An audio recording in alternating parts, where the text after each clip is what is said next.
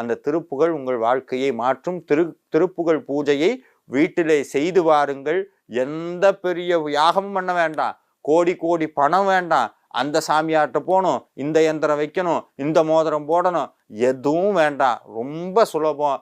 அருணகிரிநாதர் மூலமா முருகப்பெருமான் நம்மளுக்கு கொடுத்த மந்திரங்க. ஏன்னா முருகப்பெருமான் ஒவ்வொரு அடியிலையும் முருகப்பெருமானுடைய பாதத்தை வச்சிருக்காராம்.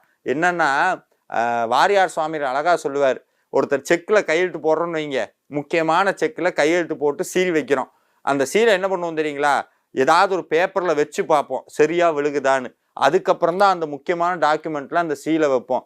அதே மாதிரியே முருகப்பெருமான் 3 இடத்துல அந்த தன் பாதத்தை பதிச்சுட்டு திருப்புகழில் வைக்கணுங்கிற ஒரே காரணத்துக்காக 2 இடத்துல பாதத்தை பதிச்சு சரியா இருக்கான்னு பார்த்துட்டு 3வது தன்னுடைய பாதத்தை திருப்புகழுடைய ஒவ்வொரு அடியிலையும் வச்சாரா அருணகிரிநாதர் சொல்றார்.